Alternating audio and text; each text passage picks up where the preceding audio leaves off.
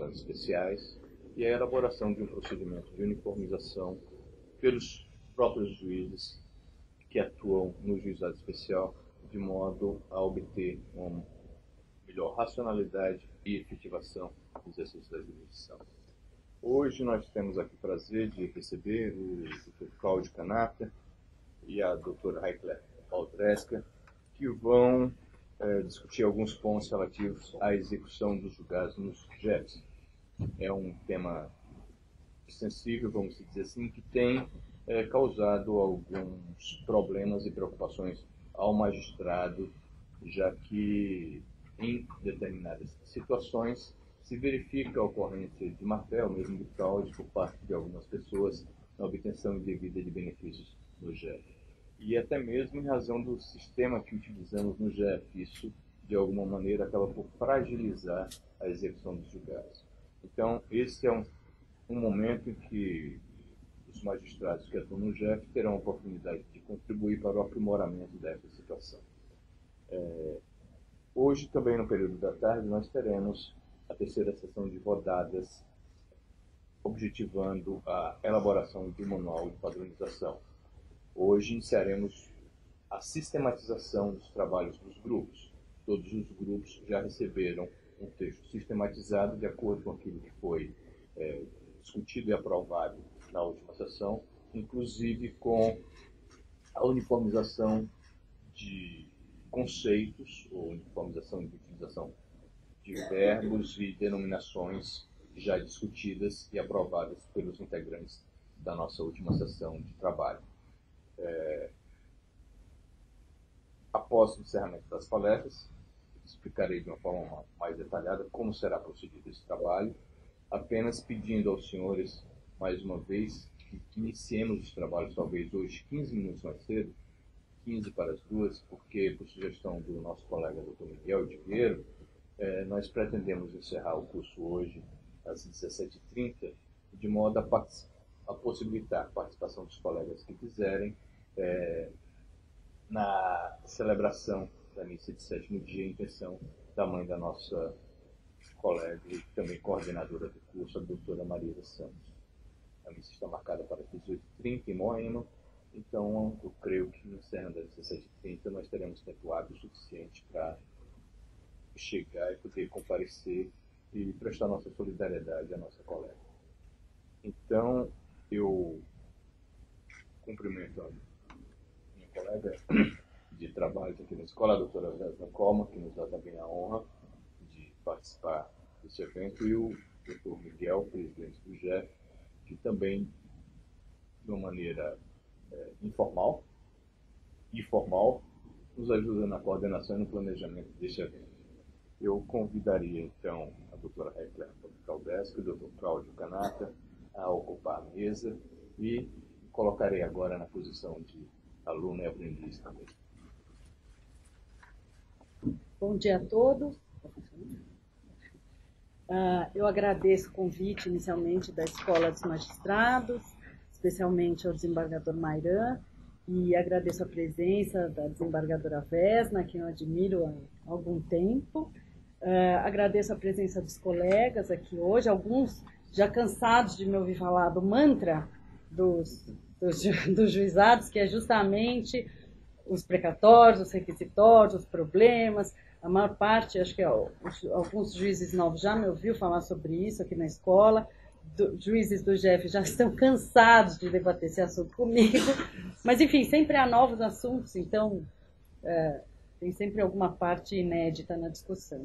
Bom, eu fui para o JEF depois de 6 anos de trabalhar no Fórum Criminal.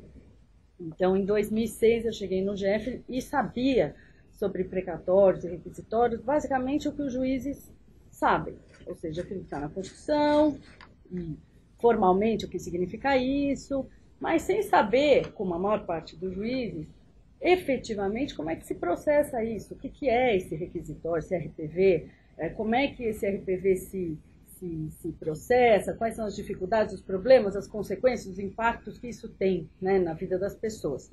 E aí, então, quando eu cheguei lá, e no momento em que eu cheguei no JEF, havia uma circunstância assim, muito peculiar, que era o fato de que Pela primeira vez, juízes estavam chegando para assumir efetivamente os trabalhos no JEF, porque até então só havia praticamente juízes itinerantes, digamos assim, juízes que iam fazer audiência, cuidavam de alguns processos, enfim. Então, pela primeira vez, foi um grupo grande de juízes que efetivamente se promoveu e acabou ficando lá, que são os juízes, aliás, que estão lá até hoje. E, exatamente por força dessas circunstâncias, quer dizer, primeiro em razão da demanda excessiva que o JEF sofreu, depois pelo fato de não haver responsáveis, juízes efetivamente que ficavam lá no dia a dia, que se envolviam com a questão, justamente em razão disso, os problemas eram muitos, de filas, a perícia, a contadoria, nem vou falar da turma recursão, não vou entrar nesse tema, mas assim, os problemas eram imensos.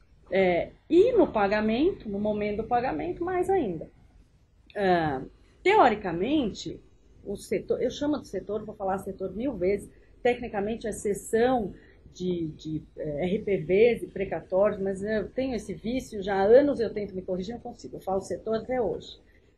Mas enfim, essa seção de precatórios e requisitórios seria responsável por emitir os precatórios e os requisitórios. Então, era só isso que eles deveriam fazer. Mas não era isso que acabava acontecendo, porque justamente no JEF havia o processo eletrônico, havia aquele julgamento sem lote, havia o trabalho era muito feito em quantidade, de modo que só no final do processo, no momento da expedição do RPV, por exemplo, é que se verificavam os problemas, que aconteceram às vezes desde o ajuizamento, que não se tinha noção de que eles existiam. Então, o setor acabava virando um momento de saneamento do processo, já lá no final, no momento de pagar. Porque para fazer, a gente fala pagar porque é forma de expressão. Eu brincava que ali era o lugar onde se assinava o cheque, né? Porque quem pagava era o tribunal depois. Mas a gente estava assinando o cheque, preenchendo o cheque, assinando o cheque. A expedição, então, no momento de expedir o RPV, por exemplo, tinha uma série de informações que deveria conter ali e que davam problema. Então, um exemplo besta, CPF da parte. Quer dizer, aquela senhorinha que era comum. O português gosta muito disso, né? Aquela velhinha portuguesa que usava o CPF do marido. Era comuníssimo. A senhorinha que entrava com a ação e usava o CPF do marido, que usava o CPF do irmão. A pessoa não tinha CPF. A pessoa, o menor cuja mãe entrava com a ação, ou que se verificava ser menor no curso do processo, para expedir o RPV, ele só pode ser expedido no CPF do beneficiário. Se houver algum problema com esse CPF, nós não conseguimos emitir nada. Então, esse era um dos problemas. Mas imagina, isso não era nada, a questão do CPF era simples. Havia problemas de habilitação. O setor que mais, onde as habilitações, o único setor do JEF que fazia habilitação de herdeiros era justamente o setor de RPV. Justamente porque ninguém, durante o curso do processo inteiro no juizado, tratava disso. Mas na hora de emitir, é que não se conseguia, porque aí, na hora de emitir, se verificava que a pessoa tinha morrido, o beneficiário tinha morrido, se intimava a parte, o advogado ou quem quer que seja os herdeiros, para proceder à habilitação, e aí a gente tinha um número absurdo, milhares de habilitações para processar no setor de RPV. O volume era tão grande que chegou uma época que o setor fazia a habilitação, mesmo de processos que não tinham trânsito em julgado, processos que estavam em curso. Porque só lá que se fazia, era uma coisa assim, um Frankenstein. Enfim, além disso, então assim, havia muitos problemas desse nível, e evidentemente, onde há desorganização, onde há volume, há fraude também. Então houve muitas fraudes, assim, eu perderia a manhã inteira falando das fraudes que nós encontramos lá, não por parte dos nossos funcionários, e foram abertos expedientes para investigar isso, porque até então eu não sabia, né? A sorte é que a funcionária que era a supervisora daquela sessão, era ela que me municiava das informações. Então, ela que tinha esse olho, que é a funcionária que está lá até hoje, que tinha esse olho e era muito rigorosa, ela precisava de uma orientação sobre o que fazer, mas ela sabia onde estavam os problemas. Então, a sorte foi que a gente conseguiu vencer isso muito em função dela. E os outros funcionários também que trabalhavam lá também não tinham esse envolvimento. Mas havia problemas, como eu disse, desde o ajuizamento da ação, ou seja, pessoas, e no GEF isso é muito pior, porque lá não há necessidade de advogado. Há a possibilidade de início de ação por procurador. Os autos são eletrônicos, então é possível que durante o processo inteiro o juiz não saiba quem é a parte, nunca tenha visto a parte na vida. O volume era astronômico, como todo mundo já sabe. Então, o que acontecia? O advogado estava passando a pessoa que morreu. O agenciador, a gente chamava de agenciador, mas eram pessoas que justamente pegavam procurações, que nem era advogado, pegavam procurações das pessoas para ajuizar ações e depois desaparecia. Né? Nós temos assim, eu vou até falar um pouco disso depois, mais adiante, mas assim, a situação, exatamente por força dessa desorganização, a gente só via isso no final do processo. Né? Havia depois nós descobrimos, havia associações do Paraná, nem sei porquê do Paraná, mas associações de aposentados fictícias não, elas existiam no papel, mas não tinham sede, não tinham nada, e que ajuizavam as ações para os aposentados, e depois elas recebiam os valores, e no contrato já havia também a cessão de crédito daqueles valores para esta entidade, e esta entidade já tinha, por sua vez, um outro contrato com uma empresa não me lembro agora o nome, mas era uma empresa acho que era algo do tipo assim, captação de crédito e negociação, enfim, era um nome assim, ela basicamente comprava crédito e repassava, o dinheiro desaparecia. Havia informação privilegiada de valores depositados por parte da Caixa Econômica Federal para escritórios de advocacia. Então, a parte entrava sem advogado, por exemplo, um caso, a parte entrava sem advogado, às vezes por aqueles kits, enfim, entrava sem advogado, corria o processo inteiro, o valor era depositado, a parte não sabia. E como o volume era grande, até ela ser intimada, até isso ser verificado, levava um tempo. A Caixa, havia funcionários da Caixa que passavam listagens desses depósitos para escritórios de advocacia. Esses escritórios de advocacia, por sua vez, procuravam a pessoa e falavam, olha, seu dinheiro é em 24 horas. E aí os que eram mais bonzinhos só cobravam 40%, 50% de honorários. Havia aqueles que desapareciam com o dinheiro. Isso não foi um processo, nem 2, nem 3, foram vários. Inquéritos policiais foram instaurados por conta disso. Mas, enfim, tanto os problemas do dia a dia do processo, habilitações, como eu disse, CPF e tudo mais, quanto os problemas de fraude, decorriam justamente do volume, da falta de organização que havia, e havia outros problemas que nós já vamos falar já. Mas a verdade, e isso é importante dizer, é que os juízes, até os servidores, não sabem e não querem muito saber como é que funciona essa questão de precatório e requisitório. Porque tem aquela ideia de que é uma coisa burocrática, é uma questão burocrática, tratar com uma coisa, sabe, um dia a dia, um banco e a parte, um documento, não é o nosso trabalho. Nosso trabalho é dar a prestação jurisdicional, é dizer o direito ao caso concreto. A gente não pensa que dar a cada um que é seu, né, dizer o direito ao caso concreto, é fazer a pessoa receber efetivamente, a pessoa certa receber efetivamente o que lhe é devido. Há uma cultura geral, eu me incluo, inclusive, porque eu sempre pensei assim também, até chegar lá e ver isso, né? No GEF isso não existe tanto hoje, porque os juízes que estão lá já sentiram na pele os problemas que isso podia gerar, que esse tipo de pensamento podia gerar. Mas todos nós, acho que sem exceção, pensávamos assim. Ninguém sabia exatamente, não tinha muito interesse em saber o final, que é o sujeito no banco levantar o dinheiro.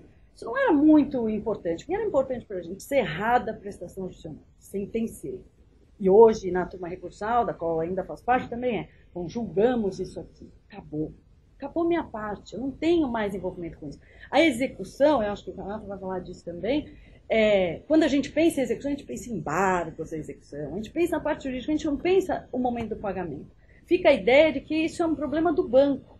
Só que quando a gente lida com esse tipo de população, que são os hipossuficientes, gente doente, gente pobre, gente miserável, na verdade, idoso, quando a gente vê esse público, daí que a gente vê o crime que isso é. E quando o Poder Judiciário não liga muito para essas questões, a meu ver, ele está sendo conivente. Se alguém tem o poder de verificar se isso está certo ou está errado, somos nós no dia a dia dos processos. Eu não sei quem acompanhou o Fantástico do domingo passado, eles fizeram uma reportagem sobre aquele escândalo lá dos precatórios no Tribunal de Justiça do Rio Grande do Norte. Eu não sei quem acompanhou, houve um problema lá, porque eles usavam... Nós tivemos esse problema aqui também, vou falar disso mais lá na frente. Mas, de contas, assim, havia contas que não tinha um beneficiário, não tinha um processo, não se sabe por quê. Não havia, e aí a funcionária teve a brilhante ideia, junto com o desembargador, pelo menos é o que diz a reportagem, né? De então eles ficarem com esse dinheiro. Isso virou depois uma fábrica, né? Porque aí eles criavam contas fantasmas, a coisa cresceu, outro desembargador participou e tudo mais. Mas o importante não era isso, que fraude existe no país todo, em qualquer lugar. O importante foi o que ela disse. A funcionária, o repórter perguntou, mas por que você acha que vocês conseguiram fazer isso durante todo esse tempo? Né? Então, tranquilamente assim. E ela disse o seguinte, porque ninguém sabe de precatório. Ninguém conhece precatório. Então, ela falou assim. E a verdade é que é isso mesmo, ninguém sabe. O juiz, eu tenho certeza, o juiz não tem a ideia exata do que acontece. Talvez o funcionário traga uma outra questão, mas nós não sabemos, nós não temos essa cultura de saber. Enfim, e aí eu acho que quando se percebe que há um problema, a coisa já tomou um tamanho enorme, né? Como evitar isso, então? O que deve ser feito? Porque é para isso que nós estamos aqui. Bom, primeiro que qualquer tipo de fraude, qualquer tipo de problema no processo intencional, evidentemente, tem o único objetivo de obter um pagamento no final. Então é justamente aí que está os nossos olhos. Nós, juízes, temos hábito de nos preocupar com esses problemas no curso do processo, mas, na verdade, às vezes, e por que tomamos essa cautela no curso do processo, achamos que no final já está tudo garantido, e às vezes é ali que está justamente o problema. As primeiras coisas que eu fiz quando eu cheguei no GEF foi conhecer, saber o que era. Então, é sentar lá, ver como é que expede um RPV, como expede um precatório, quais são as informações que o funcionário tem que pôr lá, de onde ele tira essas informações, quais são os problemas que ele enfrenta no dia a dia. Isso é a principal medida. A gente tem que saber, mesmo que não acompanhe diariamente, mas a gente tem que saber. Segunda ideia é descentralizar. Por incrível que pareça, seria até uma contradição, mas não é. Porque a partir do momento em que várias pessoas que trabalham ali juntas sabem fazer todas o mesmo serviço, uma meio que controla a outra. Quando é uma pessoa ou duas apenas que fazem aquele serviço há anos, não dá muito para saber, né? A terceira ideia é padronizar, porque tudo que foge ao padrão, hoje no GEF a gente pega todos os problemas exatamente por isso, como é tudo padronizado, quando alguma coisa foge, isso chama atenção. Então isso é importante. E a quarta dica, digamos assim, seria um contato permanente com as instituições financeiras, com a Caixa Econômica e o Banco do Brasil. Porque seja para obter informações, seja para facilitar o diálogo, para determinar bloqueios rápidos, para determinar providências, para pedir informações, esse diálogo é importante. Então, como eu disse, a situação no GEF em 2006, início de 2007, para se ter uma ideia, então, os problemas eram esses que eu falei a princípio.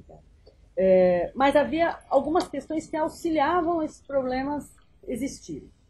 Então, primeiro, naquela época não havia filtro que apontasse uma prevenção. Hoje já há. Então, isso salva muito. Tanto é que um dos problemas enormes do GEF é justamente ficar processando essas prevenções, porque há um filtro.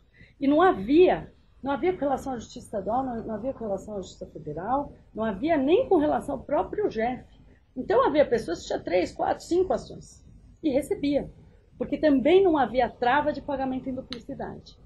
Então, hoje, a história do CPF é importante, porque a pessoa pode ter 3 ações diferentes. E ela vai receber em 3 processos diferentes. Mas no momento, se isso não foi visto no curso do processo, se normalmente já foi, mas se não foi, esta prevenção ela aparece no momento do pagamento. Porque nós colocamos lá o CPF, vai aparecer, olha, essa pessoa já recebeu. Aí nós temos que verificar, então, não, ela recebeu, mas recebeu por outro processo, por exemplo, por outro motivo. Então, tudo bem. Mas não havia isso. Pior, não havia a trava de recebimento em duplicidade precatório e requisitório. Então, tinha um escritório de advocacia que fazia uma graça. Eles entravam com uma petição e falavam, a autora quer receber com precatório. Passava 2 dias e entrava com outra petição. A autora quer receber como requisito, como RPV. E fazia isso 3, 4, 5 vezes no processo. Evidentemente que, dado o volume que se tinha, em alguns processos eles recebiam em duplicidade. Se pedia precatório, requisitório, o tribunal pagava, que não havia a trava, e eles levantavam dinheiro. Isso a gente identificou em 2007, foram abertos procedimentos para isso, os escritórios foram chamados, e aí eles foram chamados para devolver o dinheiro, porque é nisso o contato com a Caixa. Chamamos a Caixa, todos os comprovantes de levantamento, a Caixa informava, então esse foi do advogado, esse foi da parte. Uma parte eram os advogados mesmo que faziam os levantamentos, e eles foram obrigados a devolver o dinheiro. Então, assim, isso foi um dos problemas de não haver essa trava.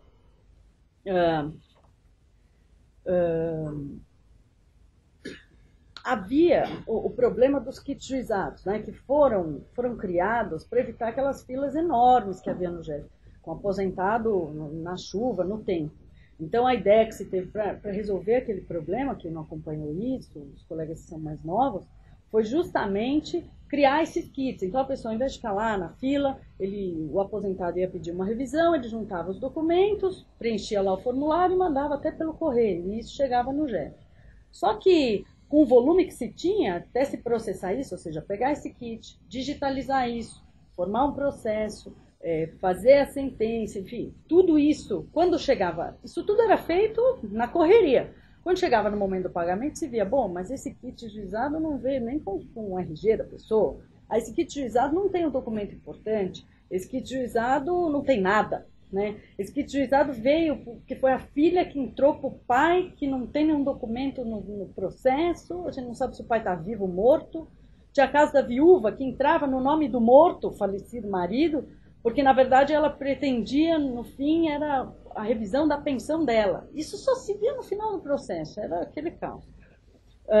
Havia questões, por exemplo, em relação a menores, processo de benefício assistencial, LOAS, menor de idade, a mãe representando, e se decidia, bom, precisa ou às vezes até maiores, incapazes, vamos exigir termo de curatela provisório, definitivo, o que a gente vai exigir? Interdição na justiça estadual? Cada juiz tinha uma ideia, né? E isso era um problema, porque cada juiz tinha uma ideia, cada juiz fazia uma coisa no processo, e o setor, que contava com, na época, 10, 11 pessoas, eles cumpriam individualmente. E nós falávamos, isso nós estamos falando de dezenas de milhares de processos, né? Não ia ser vencido isso nunca.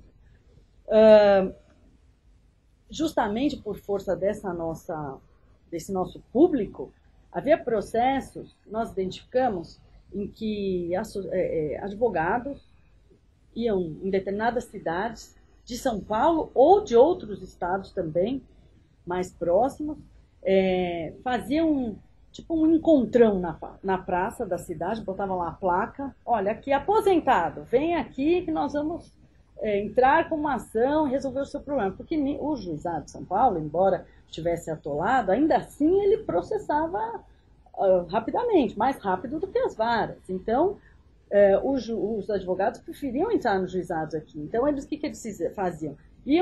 Pegavam na praça mesmo as procurações dos idosos, daquelas pessoas todas para ajuizar a ação, e ajuizavam em bloco. E depois desses autores nem tinham contato mais com esses advogados, não sabiam mais quem eram esses advogados. A gente tinha dificuldade de achar os autores, porque tinha muita gente em Minas Gerais. Tinha algumas cidades em Minas Gerais, que a gente olhava para o e falava, essa aqui é de não sei de onde, essa é não sei de onde. E aí depois é que a gente só descobriu isso tudo quando começou a dar problema, porque os advogados, os agenciadores, essa turma toda recebia o dinheiro, a maior parte desaparecia. Aí vinha o velhinho, o GEF, falar com a juíza, presidente ou com a juíza coordenadora do GEF. Eram salas cheias de gente como essa, falando, mas cadê meu dinheiro? Onde está meu dinheiro? E a gente falou, meu senhor, o senhor chegou à procuração para uma pessoa, a pessoa levantou o dinheiro. Mas como? Vê velhinho chorando, desesperado, porque pegaram o dinheiro deles. E aí a gente ia levantando, eles começaram a contar como é que isso era feito, a gente tomava depoimento dessa turma toda. Aí, para esquentar um pouco, apimentar a história, uma advogada de um dos escritórios brigou lá. É igual aquela briga de marido e mulher, e a mulher corre para a Receita Federal. Foi basicamente isso. Ela chegou lá e contou todos os podres. Foi ela, inclusive, essa advogada, que contou esse esquema da Caixa Econômica de encaminhar as listagens para o escritório. Então, ela deu nomes, datas, informações, documentos. Isso permitiu a gente também agir. Então, tudo isso foi sendo levantado, né? Bom, evidentemente que havia um atraso enorme para a expedição, para vocês terem uma ideia. Quando eu cheguei, isso em 2006, 2007, por aí, a gente estava expedindo precatórios e RPVs de 2003. Era esse o atraso que a gente tinha, né? Bom, diante desse quadro, o que foi feito? Primeiro foi o fato de esse setor ter um juiz para tirar dúvidas, para orientar. Falar, bom, como é que a gente faz aqui? Como é que a gente faz aqui desse outro jeito? Porque o funcionário ficava rendido nessa história. Então, isso foi importante, ter uma pessoa ali, um juiz que desse esse respaldo para o trabalho. Depois, bloqueio de todos os valores em que havia até suspeita de irregularidade enquanto não se apurasse. Bloqueamos tudo e investigamos essas irregularidades. A terceira medida foi padronizar, como eu tinha dito antes, todas as decisões. Então, aí nós fazemos o seguinte, porque havia juízes, por exemplo, com relação à habilitação, havia juízes que aplicavam a lei civil, outros aplicavam a legislação previdenciária, outros exigiam a abertura de inventário na justiça estadual. Enfim, cada um fazia de um jeito. E para processar isso, era cada um de um jeito, não dava, né, com um monte de juízes ainda. Então, o que foi feito? Nós padronizamos. O juiz poderia até modificar no processo dele, mas havia um padrão, porque era a única forma de poder dar vazão àquela quantidade. Eu falo que os colegas já estão acostumados a ouvir eu falar disso, porque tivemos várias reuniões que eu tive que convencê-los de que essa padronização era importante, porque o juiz a princípio fala, não, mas eu quero fazer diferente. E eu falava, nenhum problema de fazer diferente, mas nós temos uma situação aqui grave, que a gente precisa resolver de alguma forma, né? Então, a gente padronizou isso, a questão dos menores incapazes, exigindo o termo de curatela provisório, o que mais? A forma de correção de polo ativo, verificação do CPF. Depois disso, um tempo depois, foi até criado no GEF um setor de análise de iniciais, que era justamente esse saneamento que a gente fazia lá, no final, na hora do pagamento, começou a ser feito no começo, para justamente, quando a gente faz esse saneamento inicial, a gente evita o problema lá na frente. Então, foi por isso que foi feito. Então, por exemplo, hoje tem comprovante de residência, tem que apresentar. É uma coisa chata, às vezes, ficar falando. A gente assina dezenas assinava, graças aos novos atos, não vamos precisar mais, mas a gente assinava dezenas de decisões pedindo para juntar comprovante de residência atualizada. É uma formalidade de imbecil, mas a gente tinha um volume gigantesco de processos de pessoas que não moravam em São Paulo, que não moravam dentro da nossa jurisdição e que ajuizavam a ação aqui, né? Justamente por conta dessas facilidades que havia aqui. Bom, depois que tudo foi estabilizado, então, a gente começou, aí tudo padronizado, nós vimos o que tinha acontecido, nós resolvemos fazer, então, mutirões para expedição de requisitórios. E aí, então, isso foi sendo feito. Eu até achei, eu tenho todos os relatórios, porque eu fazia relatórios a cada 3, 4 meses para verificar como estava a situação. Eu achei um de abril de 2007, em que constava, só para vocês terem uma ideia, a quantidade de processos aguardando pagamento desde 2006. Ou seja, isso aqui era de abril de 2007. 36 mil. 36 mil. E os funcionários tinham que fazer isso um a um. Isso não dá para fazer em lote. Isso é um a um, porque justamente tem que checar, não tem jeito. Então, nós fizemos mutirão. Foi um trabalho assim bonito do setor que eles fizeram. Depois, a parceria com a CEF, porque aí a gente conversava com a CEF. Então, quando tinha, às vezes a gente tinha dúvidas, Então, a gente perguntava, pedia as informações, a Caixa também, isso foi importante para auxiliar. A situação atual é que hoje se expede precatório, o requisitório em 30 dias, no máximo. Então, processo de trânsito julgado hoje, imediatamente isso já é assim, há uns... Se esse relatório foi de 2007, isso já é assim desde final de 2008. Já em meados, final de 2008, nós já tínhamos a situação regularizada, tinha outras coisas para ajustar, mas basicamente era isso, já há um bom tempo. O setor hoje conta com 3 funcionários e uma estagiária. Né? Tinha 8 funcionários e 2 estagiárias na época, e eles não davam conta. Hoje a gente consegue ter assim. Agora, como no GEF tudo é dinâmico e nada é tranquilo, embora hoje nós, em tese, estivéssemos numa situação maravilhosa, novos problemas surgem, praticamente a cada mês. A gente resolve um, surge outro. Hoje nós temos um outro problema que estamos tentando resolver, que é o problema dos depósitos que estão na Caixa e que as partes não vão levantar. Nós temos 14 mil processos nessa situação. O que aconteceu? Isso foi vindo ao longo do tempo, evidentemente, tem processos antigos. O que acontecia? Por conta disso tudo, os valores, todo o processamento ocorria, havia o depósito, isso já há uns 4, 5 anos. E aí as pessoas não levantavam. Foi feito um acordo com a Caixa Econômica para a Caixa intimar essas pessoas para fazer o levantamento. Algumas levantaram, outras não. Aí, na época, foi determinado o bloqueio desse valor, justamente para evitar o levantamento indevidamente por alguém. Então, isso foi feito o bloqueio e se determinou, foi um ato da coordenadoria até para se determinar o arquivamento, para permitir a baixa desses autos ainda com o depósito lá. Até, na verdade, se vê o que ia fazer. Bom, a partir então, porque a Caixa precisava informar justamente esses valores, esses que ainda estavam pendentes, esses processos que ainda estavam, esses valores que ainda estavam lá, que a parte não tinha levantado, e o resultado das intimações que havia feito. Bom, isso foi feito, o ano passado a Caixa informou que havia então esses 14 mil. Além desses 14 mil, existem contas, por isso que a gente tem que ficar atento, né? Existem contas em que assim, a parte foi e levantou o dinheiro dela. Mas levantou antes de virar o mês da poupança. Aí o que acontece? Ela levanta e aí fica, quando vira o mês, como é conta poupança, vira o mês, dá um resíduo de centavos, de R$1, alguns centavos, que fica lá. Agora imagina isso com 100, 200, 300 mil processos. Quanto de dinheiro não fica lá? E fica. Se ninguém falar nada, fica. Né? Esse dinheiro fica lá. E esse dinheiro não é da Caixa, a gente é da parte, mas a parte não vai. Nós não vamos intimar a parte para ir lá receber 50 centavos, R$1, né? Não paga nem a condução. Então, ficava aquele dinheiro lá. Ninguém tinha resolvido o que fazer com isso. Né? Havia um número pequeno, mas havia de depósitos em que não havia conta, não havia processo respectivo.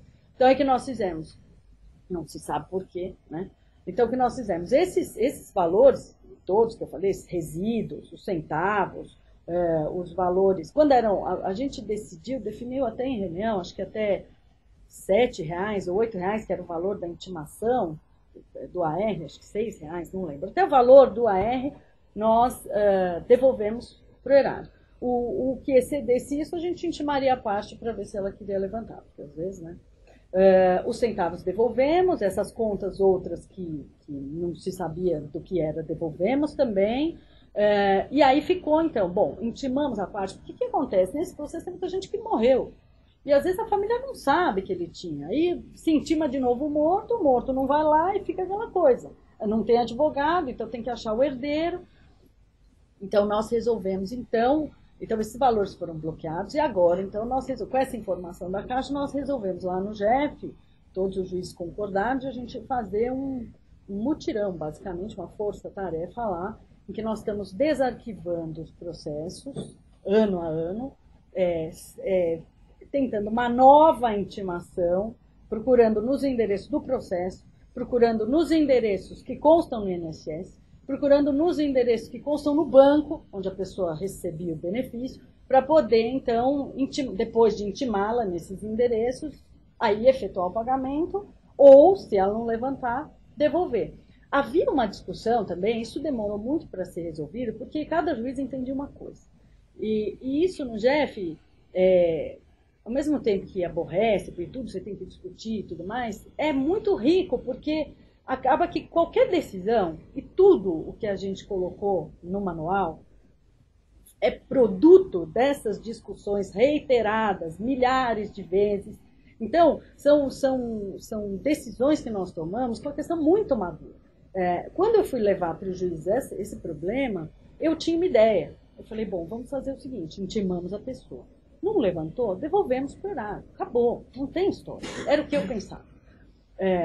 Aí, quando eu cheguei na reunião, cada juiz tinha uma ideia diferente, uma melhor do que a outra. Então, uma juíza, acho que foi até a Alessandra, que falou, não, mas nós podemos transferir esse dinheiro para a conta que a pessoa está recebendo o benefício. Outros juízes falavam, não, mas temos que ver, porque pode haver a prescrição da execução. Eu reconheço a prescrição da execução. Portanto, se passou o prazo, a pessoa não tem mais direito, vamos devolver para o erário. Outros falavam, não, eu até concordo em devolver, mas eu quero ter a possibilidade, depois, se a pessoa aparecer, de expedir de novo. E cada um achava uma coisa. E todas as posições, a verdade era essa, eram muito contundentes, importantes. Não dava para tirar ali nenhuma decisão. Aí quando a gente achou que já estava perdido, não sabia o que fazer, que ia ser um inferno, ia ter que distribuir os 14 mil processos, cada um fizesse o que quisesse, vamos atolar o setor de novo, vem então o Conselho da Justiça Federal com a resolução 68, que apesar de criar muitos problemas para nós na sequência, resolveu esse. E determinou que nesses casos em que há o depósito e a pessoa não efetuou o levantamento, é possível que nós aguardemos 2 anos nesse período e depois fazemos a devolução para o erário. E a resolução fala, no futuro, se o juiz entender, a critério do juiz, ele pode expedir um novo requisitório, um novo RPV ou um novo precatório. Então, isso deu a nossa salvação, porque isso não inviabilizava nenhuma das posições que os juízes tinham, porque permitia que para aqueles que entendessem, se expedisse novamente, e ao mesmo tempo a gente tirava esse dinheiro do banco. Porque esse dinheiro do banco é um chamariz para as pessoas mal intencionadas, né? No GEF a gente consegue ver isso porque o volume é muito grande e porque tudo é padronizado. Então, quando vem um advogado e peticiona em 50 processos pedindo uma coisa, a gente, ops, o que é isso? Por que ele está pedindo? O que é isso? A gente está com um caso assim, recente que é meio isso. Um advogado fez um pedido e é um pouco diferente, as circunstâncias estão meio assim. Essa é nova, viu, colegas? Nem deu tempo ainda de informar. Nem vou falar aqui, porque filma, né? E aí, de repente, nós estamos em fase de solução do problema. Mas a verdade é que novos espertalhões estão surgindo na área, né? Então, é importante se verificar. Então, essa questão dos depósitos sem levantamento foi resolvido dessa forma. Esses 2 anos conta a partir do depósito.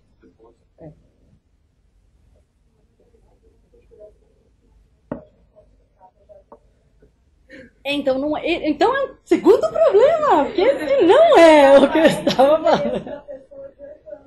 Então, gente, olha, a gente tem que ficar com o olho, sei lá como aberto. Eu não sei, eu acho que a gente tinha que ter uma equipe da Polícia Federal no GEF, porque não é possível. A quantidade de fraude que se tem. E sabe o que me assusta? Vou ser honesta, não é com o GEF. Porque no GEF, bem ou mal, a gente pega. A gente pega antes, a gente pega durante, ou a gente pega depois e manda para a polícia. Então, a coisa... E isso a gente vem fazendo ao longo dos anos. Todos os juízes já atuaram em processo, já viram... Acho que quase todos os juízes já tiveram esse olho para ver uma coisa estranha. Vários advogados já tiveram providência, muitas. Então, no GEF não me preocupa tanto, porque a gente já tem essa expertise. Mas o que me preocupa é nas varas, ou no resto do país, porque isso fica pulverizado. No GEF, o que acontecia é que tinha praticamente quadrilhas, mas eram quadrilhas independentes, não era a mesma. E elas faziam cada uma de um jeito e funcionava. Quando a gente começou a cortar isso e resolver o assunto, elas desapareceram. Devem ter migrado para outro lugar, como sempre acontece no crime. E aí o que eu fico pensando, mas a gente só pegou porque era volumoso, porque é o que eu disse. Teve um advogado que ele levantou desses processos bloqueados, porque quando, não eram desses, de que a parte não foi, mas quando a primeira providência que a gente toma, quando a gente acha uma coisa estranha, é bloquear. A gente bloqueia. E esse bloqueio é rápido, exatamente pelo contato com a Caixa, é bem rápido, é eficiente. Bloqueamos imediatamente. Nós pegamos um caso que o advogado, ele conseguiu, deste valor bloqueado, levantar numa tarde, numa agência, ou seja, totalmente em desconformidade dos procedimentos. Uma agência da Caixa Econômica Federal da Paulista, do lado de lá, mais perto lá do Paraíso, 12 milhões de reais numa tarde. Ele foi lá e conseguiu.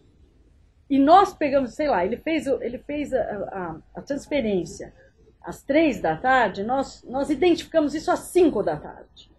E aí foi aquele pega para capar, né? Liga para o superintendente regional, liga para o gerente do não sei o quê. Quem foi que liberou? Porque acho que nem quem tem. Eu ontem estava conversando com o Miguel e com a Cláudia, eu falei, a gente contando para a Cláudia isso, a Cláudia Arruga, eu falei assim para ela, falei, Cláudia, tenta levantar 12 milhões no banco. Ela falou, olha, eu acho que eu não vou ter essa quantia, eu não estou desprevenida. Mas, na verdade, assim, evidentemente que a gente não tem. Mas eu imagino que até quem tenha 12 milhões não consegue levantar 12 milhões, não consegue transferir tão facilmente. Ele tem que ter uma conversa com o gerente antes. Não é possível. Se a gente quiser levantar 30 mil reais, ele não consegue na boca do caixa fazer esse negócio, pois o sujeito fez. E pior, às 5 da tarde, quando a gente soube, a transferência tinha sido feita pela empresa de cessão para a empresa, para a associação, para essa associação do Paraná, e, sei lá, 5h30, não, às 5 horas que a gente soube, já tinha sido feito para a associação e já tinha sido feito para essa empresa que comprava o crédito, que só fazia isso, basicamente. Esse era um dos problemas que a gente viu, né, ali. Por isso que, cada vez que a gente resolve um, surge outro, né? Agora, nós temos mais um, né, que esse ainda está sem solução. Até estamos pensando como é que vamos fazer e o tic-tac do relógio me agonia um pouco.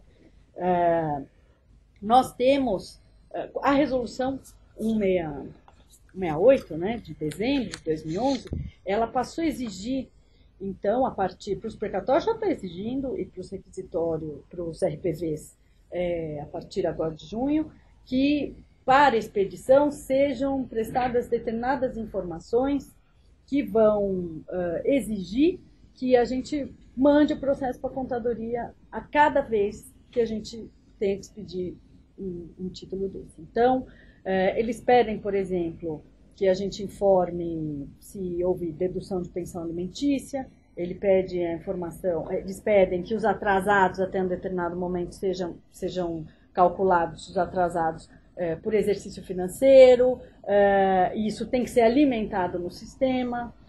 Nós não sabemos como vamos resolver isso. O problema nem é tanto com os nossos processos que vão para a contadoria, porque basta dizer para a contadoria passar a fazer assim, prestar essas informações no parecer.